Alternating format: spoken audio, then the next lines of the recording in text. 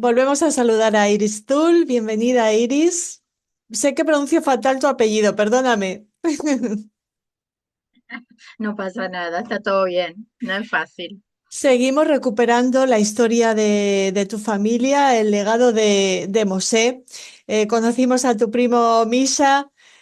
Nos encantó saber más detalles acerca de la historia de tu tío partisano, de tu tía también.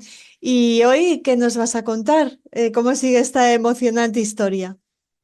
Bueno, hoy lo que quería contar era cómo toda esta familia que estaba disgregada entre Polonia y Alemania y pudo volver a unirse, ¿no? Creo que algo un poco ya adelanté, que eran los miembros del Joint que pasaban con libros donde por orden alfabético ponían quiénes eran los sobrevivientes y dónde estaban. Y ya fue como se encontraron en Múnich.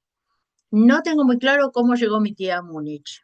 La verdad es que eso no lo supe, pero sé que se encontraron en Múnich porque todos los desplazados, bueno, los sobrevivientes, le fueron dando viviendas que habían requisado de los alemanes. O sea, requisaron segundas viviendas, lo que hoy conocemos como countries de vacaciones. Sí, entonces ahí alojaban a los sobrevivientes. Les daban ticket de comida y les daban la casa, ¿no? Eso dices en Múnich, porque en otros En lugares Múnich, había campamentos de refugiados, ¿no? De de desplazados. refugiados. Sí. Sí, sí. Y bueno, ellos tuvieron la suerte que les dieron en un lugar de vacaciones con un lago. Siempre contaba mi padre que el lugar era bonito. Y hasta creo que tengo una foto que ya te voy a dar. Cuando llegaron allí, bueno, llegaron escalonadamente. Primero Ite con Gela, y Gela ya creo que en el último tiempo se había casado con su segundo marido, que era Recuérdanos Schneike quién Kocher. es Site y quién es Gela, I- para los oyentes que Ite, se Ite incorporen es mi ahora. abuela. Ite era la esposa de Moshe, mi abuelo. O sea, Ite era mi abuela. Y ella estuvo en ASAC, en la cocina. Y siempre contaba que se ponían las bragas patatas, que tú me has preguntado si eso favoreció. Pues sí, que ponía patatas en las bragas para llevar a casa, para llegar a donde estaban para comer, que eso le fue ayudando un poco.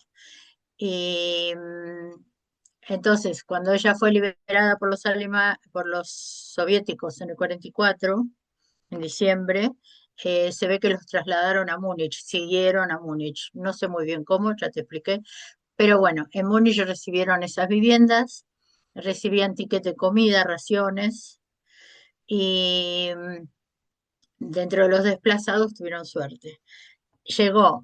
Primero llegó el padre de Misha, mi tío Yanek, el partisano, con su mujer y su bebé, que había encontrado en las listas que su madre vivía y su hermana, me imagino la emoción, ¿no? Porque nadie sabía quién estaba vivo y quién no. Llegaron, se reencontraron y Yanek siguió trabajando para la agencia judía, porque el grupo de partisanos siguieron trabajando para ir a Palestina. En esa época era el 40, sí, en el 45 ya empezaba toda la movilización de qué vamos a hacer ahora. Y el grupo de los partisanos se manejó de tal forma que empezaron a juntar eh, para, para ver cómo hacían para llegar al mandato, a Palestina, al mandato británico. Y mi tío, que siempre en la familia hubo, por herencia, siempre hubo gente que dibujaba muy bien. Y él se encargaba de hacer los papeles falsos, los pasaportes, para poder entrar en Palestina. Y del grupo de él son los que luego fueron los que levantaron el Estado de Israel, que a último momento decidieron ellos no ir a Palestina porque mi abuela se puso a llorar que tenía 5 hermanos en Argentina y que no quería más guerra. Sabían que iban a luchar. Entonces ella dijo que no quiere separarse, no quiere volver a la guerra, y hubo todo una convención familiar a ver qué se hacía y decidieron que iban juntos a Argentina. Iris, tu Lo que te quería comentar, abuela, sí, tu abuela había seguido en contacto con esa familia en Argentina, se habían estado intercambiando cartas, por eso conserváis muchas de las fotografías, ¿no? Que has podido compartir con claro, nosotros.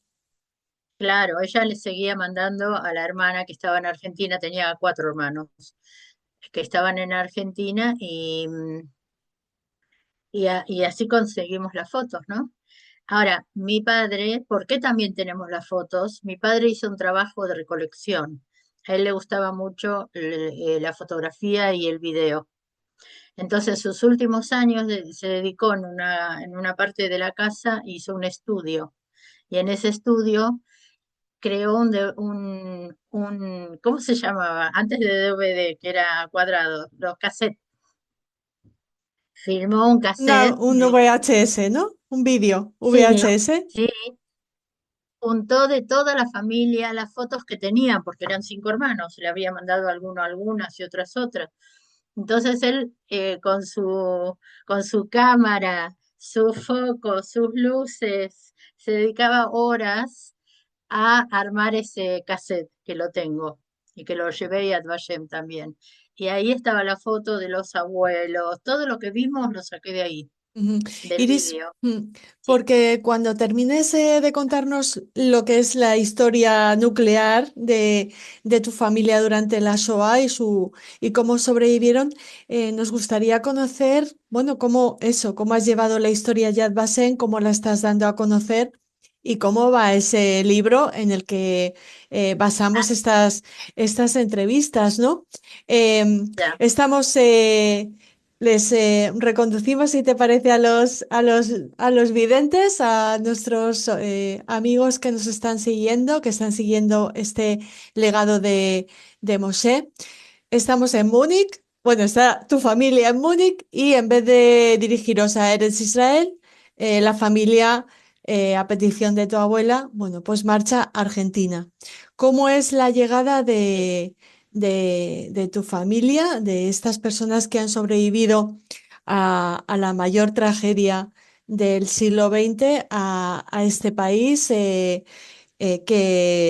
En el que estaba, bueno, vuestra familia y que entiendo que os recibió bien y que se convirtió en la segunda patria de tus padres, ¿no? De tus abuelos. Sí, bueno, mi abuelo quedó en Treblinka, no se supo más nada de él. Eh, Abuela, perdón, mi, abue- sí. sí, mi abuela. Y algo te quería comentar que encontré en estos días, que entré en los archivos de Treblinka y no hay archivos. Fue el primer lugar de exterminio y no tenían anotado la gente. Entonces están pidiendo los familiares y los historiadores de Treblinka que si alguien conoce algún familiar que murió en Treblinka, que lo declare. Me pareció muy interesante y bueno, yo declaré lo que tenía, ¿no? Bueno, volvamos. Entonces están en Múnich, en esa casa de al lado del lago, donde mi padre, como no había estudiado, o sea, le habían quitado su tiempo de estudio en la fábrica de Azar, le dan posibilidades de estudiar. Entonces, con un amigo se van a un pueblo de al lado y hacen una especie de FP en ingeniería, en técnica, ¿no? Mi tío Janek está con todo el grupo de los partisanos, también ahí perdón, en Múnich, organizando cómo se van con el éxodo a Palestina. Mi tía Gela, que en el interín se volvió a casar, está con su marido Schneike Kofnas y está con su mamá y están preparando, esperando los papeles para llegar a Argentina. Y bueno, o sea, mi papá estudiando, Yanek trabajando con el grupo y mi abuela con su hija tratando de serenarse y de volver a recuperar su vida con su nuevo marido, ¿no? ¿Cuánto Eh, tiempo estuvieron en Múnich antes de viajar a Argentina? yo creo que casi un año, o 6 meses. No, o sea, suficiente tiempo. Yo creo que entre 6 meses y un año, para no pillarme los dedos. Entonces, tengo fotos también de mi papá estudiando y también estudiaba, le gustaba mucho la cerámica y de su mejor amigo hizo una estatua, una cara, Rosen se llamaba. Un Entonces, busto. cuando vi, Ujú, sí, un busto, ahí está, gracias. Entonces, cuando llegan los papeles, se dirigen a París. Y el amigo Rosen se dirige con su familia a Estados Unidos, ahí se separan. Llegan a París y estuvieron 6 meses, que cuando yo viví en París, vino mi padre de visita y nos fuimos a buscar la pensión donde estaban viviendo, que era muy cerca de Place de la Bastille, creo que en el 19. Y allí cuentan anécdotas, ¿no? Pero bueno, vivían con ticket de comida y ese tipo de cosas. De allí bajaron a Marsella cuando llegaron los papeles. Y en Marsella tomaron el barco Campana, que era un barco italiano, que también tengo fotos, que se dirigió a Río de Janeiro, ujú. no a Buenos Aires. Eh, Antes de que sigas, perdóname que te interrumpa. Durante todo este tiempo en la Europa post-SOA, ellos se dan cuenta de que han perdido a muchos familiares, a muchos amigos. En ningún momento deciden volver a su pueblo. ¿Cómo gestionan este asunto, Iris? ¿Qué te contaban o qué has podido saber? sí, no querían saber más nada de Polonia, no querían volver. Creo que hubo un tío que volvió a pedir su casa y lo mataron. Le dijeron, era tu casa. Cuando tocó timbre, salió un polaco y le disparó directamente.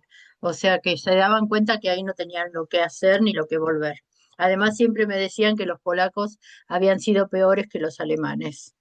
Me explicaba mi padre que los alemanes estaban con el cerebro lavado, que tenían muy buenos psicólogos los nazis, y ellos los convencieron de que los judíos le estaban quitando la comida, pero los polacos no tenían por qué hacer lo que hicieron.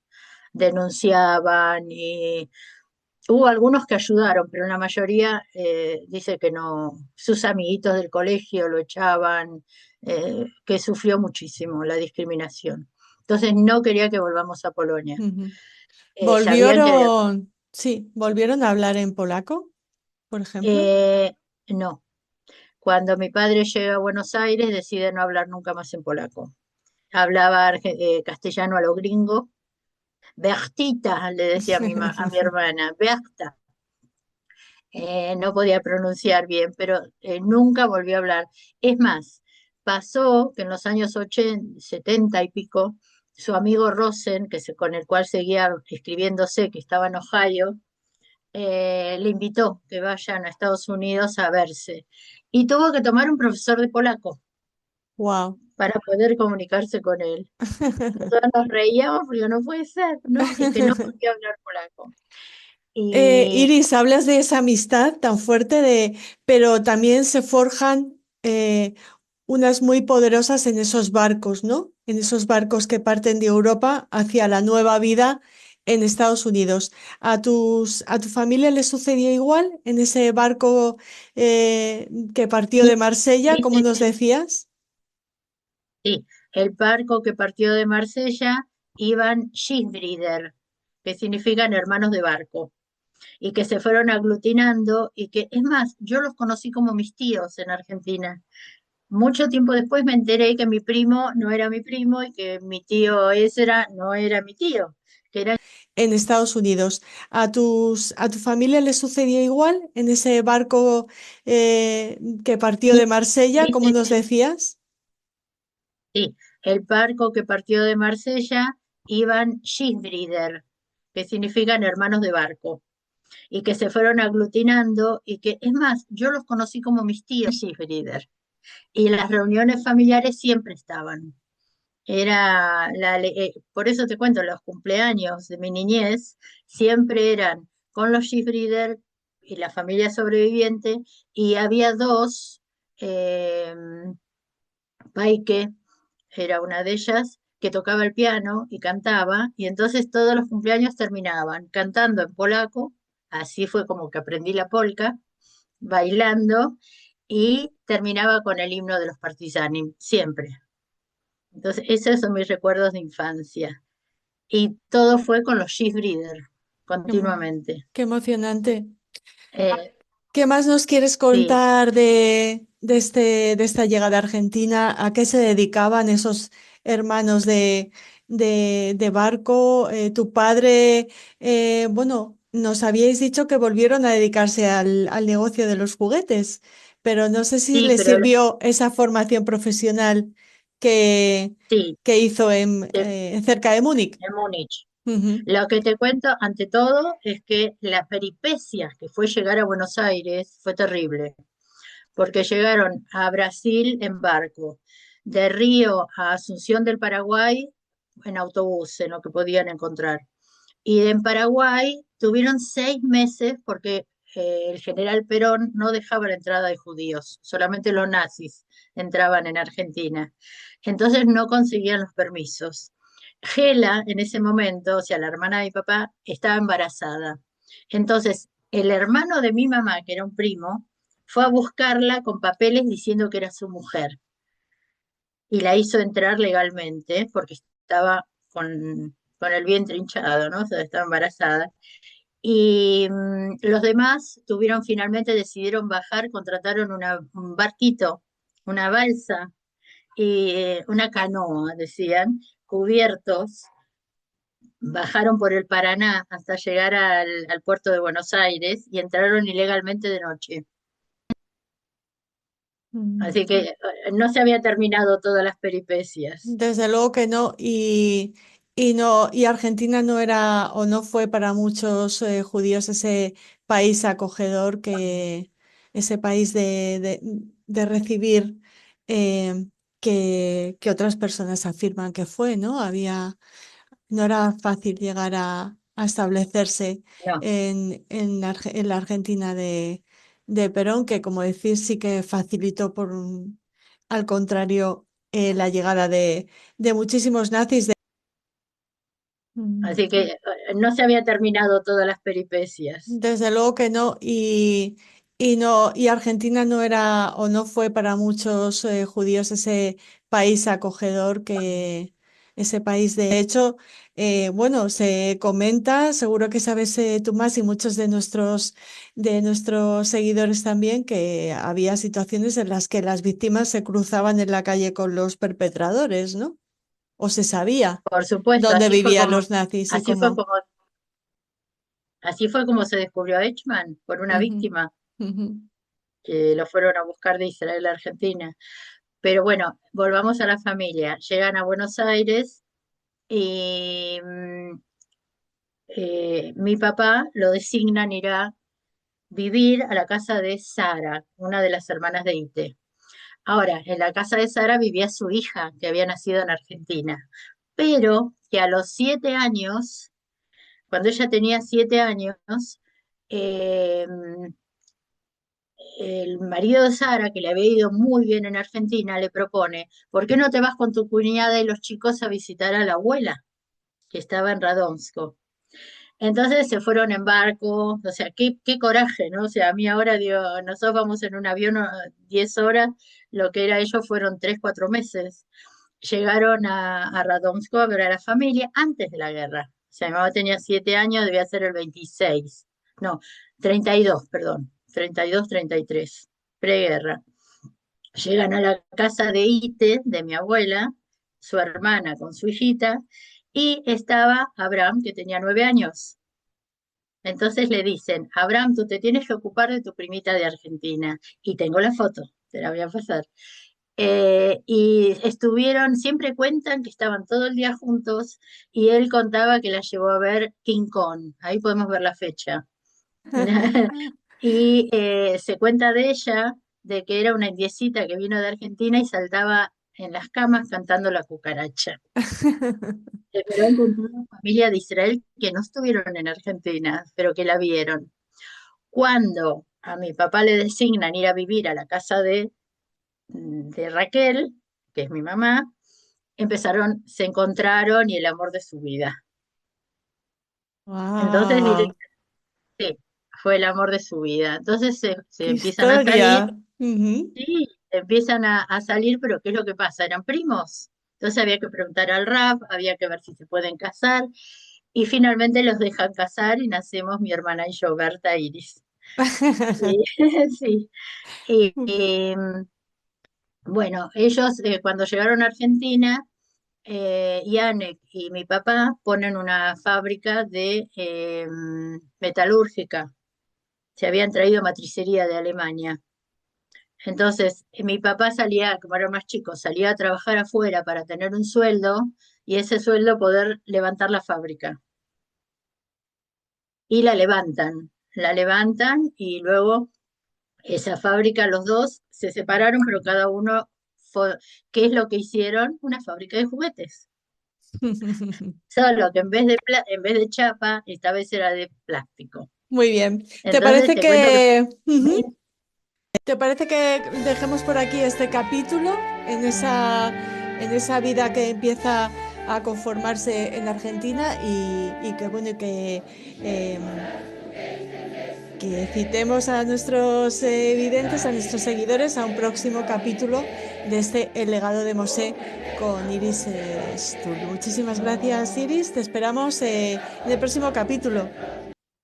muchísimas gracias a ti y a todos los que me siguen. Me han hecho muy feliz. Gracias.